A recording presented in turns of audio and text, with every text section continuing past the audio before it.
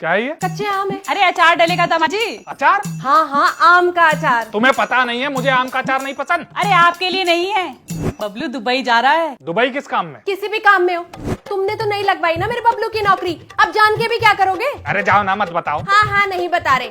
अच्छा, अगर तुमने ये अखबार पढ़ लिया हो तो जाओ जाके ये आम कटवाओ। अरे पागल हो गई है, दामाजी जाएंगे आम कटवाने? मैं एक ग्राम विकास अधिकारी हूँ, 55,000 कमाता हूँ, टाटा सुमो से चलता हूँ, दफ्तर में लोग तर कांपते हैं मुझसे। तो क्या करूँ फिर?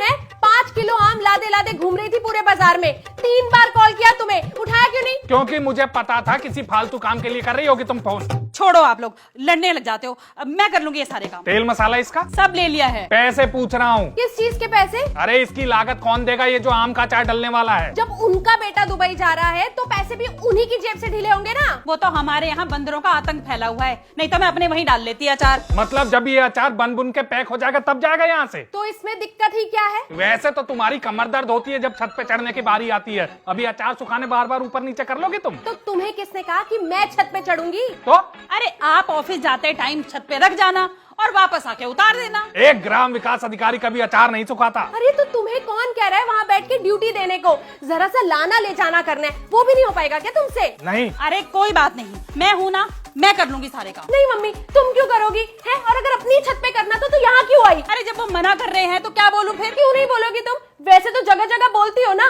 कि मेरा दामाद बेटे जैसा है। लो देख लो अपना दामाद। दामाद दामाद होता है और बेटा बेटा, फर्क समझो। सारा फर्क समझ में आता है मुझे, जब जब मेरे मायके वालों की बात आती है। कह तो ऐसे रही हो जैसे तुम्हारे मायके के लिए आज तक कुछ किया ही ना हो। क्या किया तुमने, जरा बताना। क्यों? पिछले साल तुम्हारे बबलू के लिए वो जो मिर्च का अचार सूख रहा था, उसको छत पे ले जाते वक्त मेरे को बंदर नहीं काट गया था? आया था कोई तुम्हारे मायके से एक भी पूछने वाला? आपको बंदर ने काट लिया था दामाद जी? अरे नहीं मम्मी, जरा सा नाखून मार के गया था। तो इंजेक्शन तो लगवा लिया होगा आपने? इंजेक्शन तो आए दिन लगता ही है। क्या क्या कर रही हो? मतलब क्या है तुम्हारा? सारी कमियां मुझ में है? नहीं नहीं, तुम तो दूध की धुली हो, सारी कमी तो मेरे अंदर है ना। बात तो सही है। क्या सही बात है?